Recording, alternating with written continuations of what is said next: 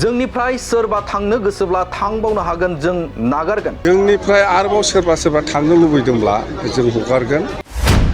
मानसिया एसे गेसें जानो नांगौ अब्लासो मोजां जायो बांद्राय होंगो दोंगोब्ला मोजां जाया थांनाया मोजां मानसिया एसे गेसें जानांगौ होनबा मोजां खामानि मावनो थांनायफोरखौ मोजांसो मोनदों आं सोरबा थांनो गोसोब्ला थांबावथों थांनायफोरखौ मोजांसो मोनदों आं जायफोर थांदों बिसोर थांथोंसै आरो सोरबा थांबावनांगौ दंबा थांथों बे बुंनाय बाथ्रायानो खाल जाबाय नामा हाग्रामा महिलारिनिया जायनि जाहोनाव गोबां बिपिएफनि दैदेनगिरिफ्रा बिपिएफ नागारना इउपिपिएलआव जगदान जाबाय थादों नोंथांमोना मिथिगौ दि थांनाय बावैसो सिगां हाग्रामा महिलानि बियाबाव गोबां बिपिएफनि दैदेनगिरिफोरा देबोरगाव बियाब नागारनानै इउपिपिएलआव जगदान जाबाय थादों होननानै सोंथि दैखांदोंमोन बे सोंथियाव हाग्रामा महिलारिया फिननाय होदोंमोन जोंनिफ्राय सोरबा थांनो गोसोब्ला थांबावनो हागोन जों नागारगोन मानसिया एसे गेसें जानो नांगौ अब्लासो मोजां बांद्राय होंगो दोंगोबा मोजां जाया थांनायफोरखौ मोजांसो मोनदों आं सोरबा थांनो गोसोब्ला थांबावथों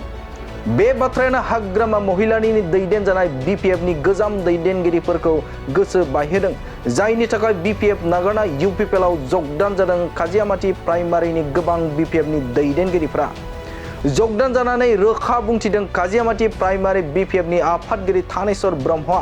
हाग्रामा महिलारिया बुंनाय बाथ्रा सोरबा थांनोब्ला थांखाथों बुंनाय बायदि जों इउपिपिएलआव जगदान जाबाय जोंखौ थारमाने हाग्रामा महिलारि साराबो बुंखादों जे पार्टिनिफ्राय थांबा थांथों आरो थाबा थाथों बेबादि होननायखाय जोङो दिनै बिपिएफ हान्जानिफ्राय जोङो इउपिपिएल पार्टियाव जों हाबफैनाय जादों जों गोबाव सम बिपिएफआव थानानै खामानि मावबोबाय नाथाय जौगानायनि खामानि मावनो हायाखै बिपिएफआ प्रमद बर' दैदेननाय इउपिपिएल सोरखारा सोलायनाय लाबोदों जायनि थाखाय जों इउपिपिएलआव जगदान जाबाय जों धोनस्री बियाबाव इउपिपिएलनि बिजाथिखौ देरहाहोनो थाखाय जेरैखि जाया खामानि मावगोन बा धोनस्री बे समस्थियाव जोङो जिखिनि केन्डिडेट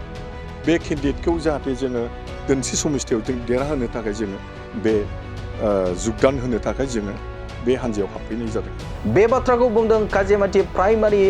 बिपिएफनि आफादगिरि थानेश्वर ब्रह्म बिथाङा इउपिपिएलआव जगदान जानानै दानिया फैदो बिथाङा आरोबाव मा बाथ्रा बुंदों नोंथांमोननि गेजेराव होनि थारमाने जोङो इउपिपिएलनि जिखिनि आदर्श मावनाय आराय दांनाय बेफोर खामानिखौ मोजां मोननानै जोङो काजियामाटी बिपिएफ प्राइमारिनिफ्राय इउपिपिएल हान्जायाव जइन जाफैनायनि थांखियानो बेनो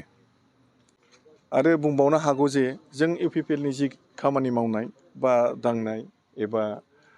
बायदि रोखोमनि खामानि मावनायखौ जों नुनानै जोङो जोंनि काजियामाटी बिपिएफ हान्जानिफ्राय जों इउपिपिएलआव जोङो गोदानै जइन जाफैबाय मानोना जोंखौ थारमाने हाग्रामा महिलारि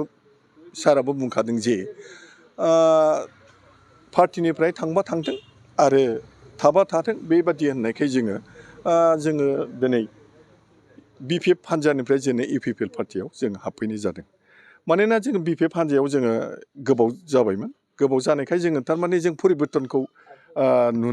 इउपिपिएलनि परिबर्तनखौ नुनानै जोङो दिनैहाय गोबाव जाब्लाबो जोङो इउपिपिएलआव मावनो आगान सुरबोदों फैबाय थानाय समाव माबायदि ओरैनो जोङो बिबानखौ लानानै जोङो मैखोमै जोङो इउपिपिएलआव जोङो खामानिखौ जोङो मावनो सानदों जे गतिके जों इउपिपिएलनियाव जों दा जगदान होनाय हिसाबै जोङो जोंनि बा धोनस्री बे समस्थियाव जोङो जिखिनि केन्डिडेट बे केन्डिडेटखौ जाहाथे जोङो धोनस्री समस्थियाव जों देरहाहोनो थाखाय जोङो बे जगदान होनो थाखाय जोङो बे हान्जायाव हाबफैनाय जादों खुलुमबाय दावहारु अट' एजेन्सियाव नोंथांमोनखौ बरायबाय बाजाजनि बाइक लानो गोसो गुदुं सुबुंफोरनि थाखाय गोजोनथाव खौरां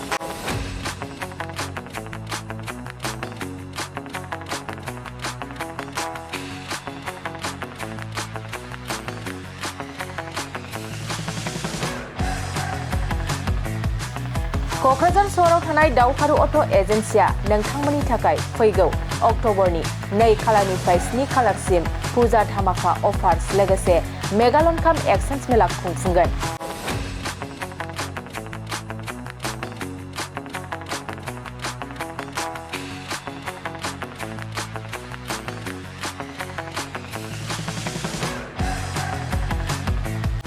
बे दावहारु अट' एजेन्सि श'रुमा बायगिरि बिथांमोननो लवेस्ट डाउन पेमेन्ट होनाय जागोन। नोंथांमोना दावहारु अट' एजेन्सि श'रुमाव होनो गोनां फुजा धामाका अफार्स आरो लोगोसे मेगालन काम एक्सचेन्ज मेलायाव फैनानै नोंथांनि लुबैनाय बाजाजनि बाइकखौ लांफैनो हागोन। बाजाजनि बाइक सालायनो मोजां मोनग्रा रायजो राजाफोरनो दावहारु अट' एजेन्सि श'रुमा गोबां मोजां अफारफोरबो लाबोदों। बेफोरनो जाबाय जेरै गंनै helmet free, 5 litre petrol free, free easier gift आरो गासैबो मडेलनि बाइकखौ एक्सचेन्जनिबो खाबुआ थागोन।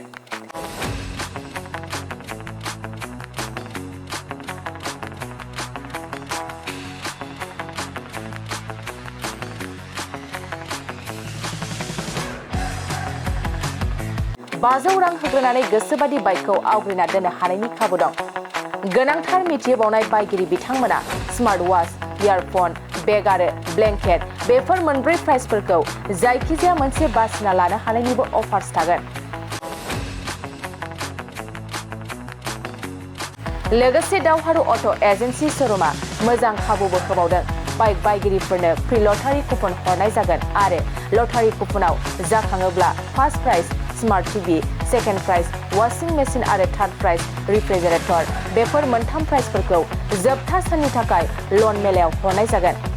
अब्ला मानोथो गोबाव खालामनो, नोंथाङाबो दावहारु अट' एजेन्सि श'रुमाव होनो गोनां बैफोर खाबुखौ लादो।